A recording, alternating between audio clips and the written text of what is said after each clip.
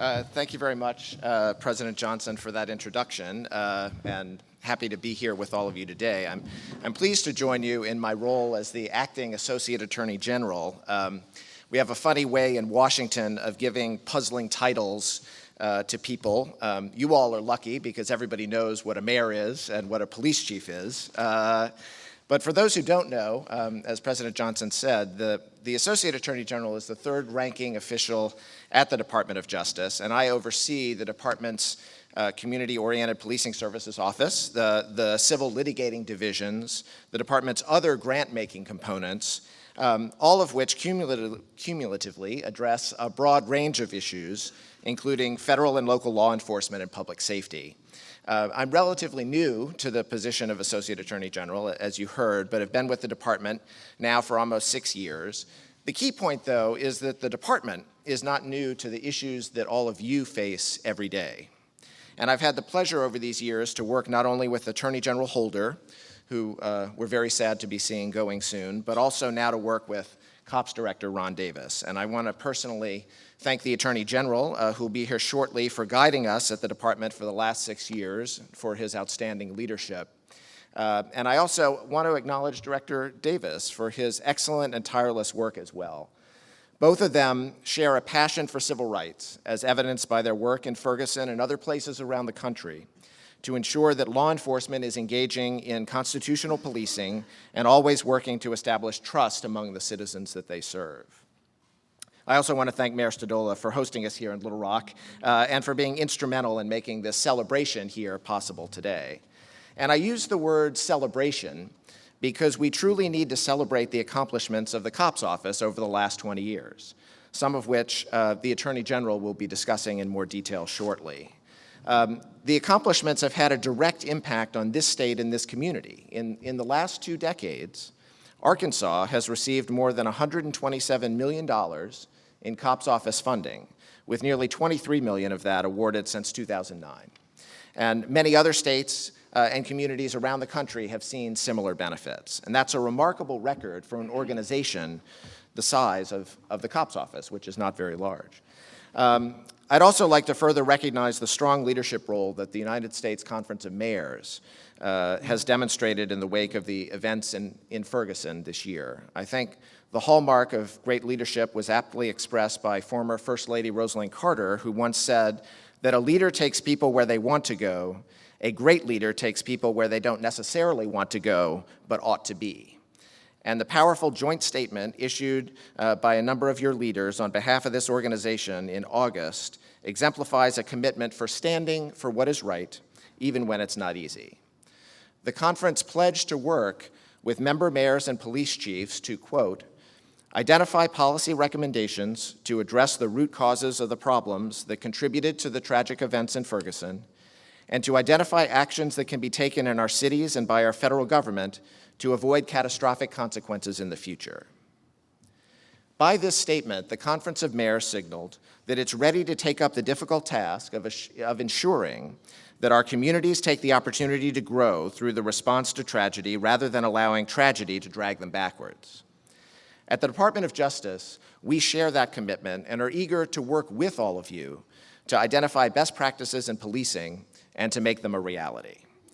Our commitment to supporting your efforts in your cities and towns to improve relationships between police forces and the communities they serve is personified by Director Davis and his colleagues at the COPS office, who are dedicated to advancing public safety through community policing. Now, as all of you know, and as we've heard this morning, the crime bill was passed in 1994. At that time, people most often thought of community policing as simply bike patrols or police athletic leagues. In fact, community policing is so much more than a program or line item in a budget.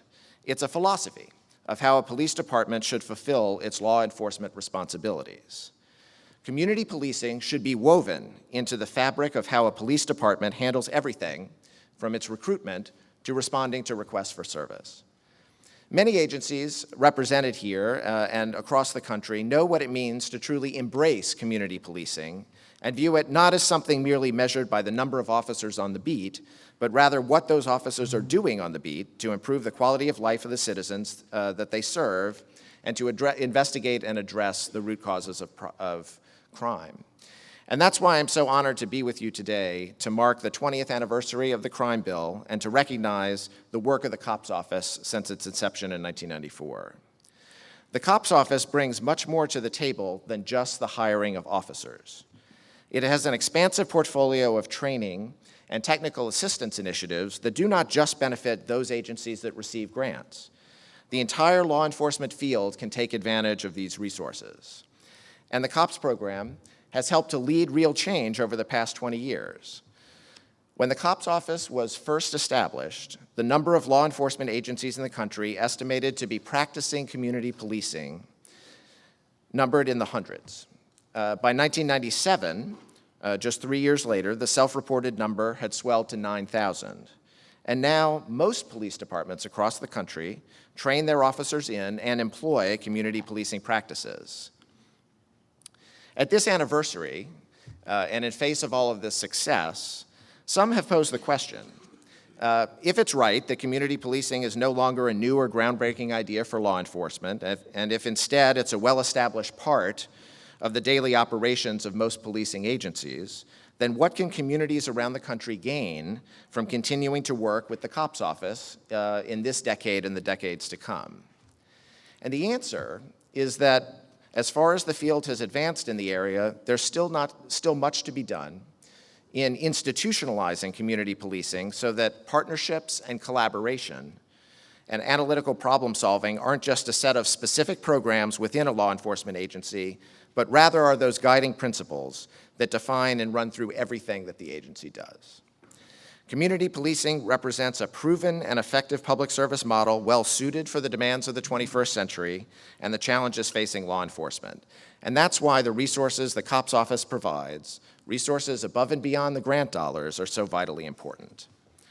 Innovators are at work in law enforcement agencies all across the country, with work ranging from using new technologies to allow officers to be more effective at solving problems, to increasing accountability and responsiveness to the community, to looking at the power of non-traditional partnerships.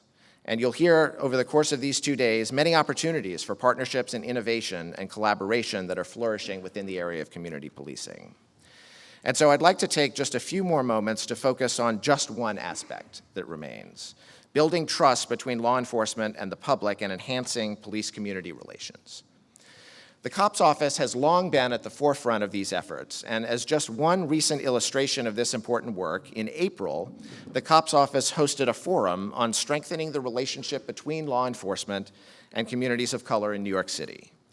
The forum gave local, state, and federal law enforcement, as well as community leaders and other criminal justice stakeholders, the opportunity to identify ways in which law enforcement can build trust in all of our communities. The event brought together police chiefs, community activists, civil rights organizations, and civic leaders from across the country to discuss effective strategies and what challenges the leaders have faced. The New York City Forum will be followed by a publication highlighting the ways that law enforcement and community leaders found to come together to strengthen the communities they serve, and will make recommendations about what the field can do to build trust in their own communities.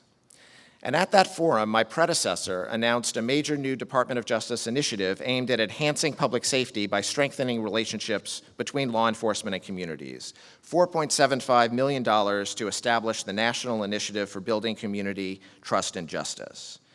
This will expand our base of knowledge about what works to improve procedural fairness and other aspects of law enforcement, and it will help communities address the challenges that they face. It will encompass a broader range of ideas in which fairness and trust are implicated, and will look at stops and searches, wrongful convictions, and many other areas. Cross-disciplinary experts will fuel the initiative by conducting research, piloting and testing innovative ideas, and disseminating the latest research and best practices in the field. And finally, our U.S. attorneys in the department will lead coordination efforts with 5 pilot sites that will implement and test strategies focused on procedural justice, implicit bias, and racial reconciliation. So in all of these areas, solutions that we identify will be backed by sound evidence-based practices, and they'll look at lessons learned from one agency that can provide information and insight on effective and innovative practices for each and every law enforcement agency across the country. Our goal in all of this is to build on the pioneering work already underway in some of America's most challenged areas and open the doors to cooperation that will ultimately lead to safer and healthier communities. So this is one of the ways in which the COPS Office continues to be relevant and vital in the field today, 20 years after it was created. Because as far as we've come, there's still much more work that we have to accomplish together to improve public safety. So in closing, I just want to say thank you again to Director Davis for his work leading the COPS Office and to all of the talented and dedicated public servants who work there, a number of whom are here with us today. They're doing a great job. And to all the mayors and police chiefs who've come together here today to recognize how far we've come in the last 20 years and discuss where community policing is going, thank you also for your leadership. Everyone knows what a mayor and police chief does, as I said earlier, and your work on behalf of the cities is truly remarkable.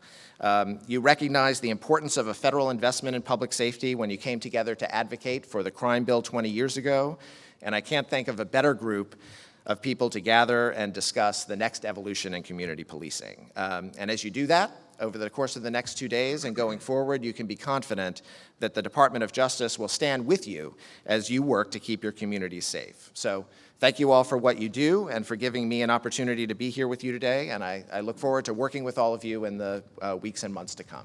Thank you very much. Great job. Thanks very much.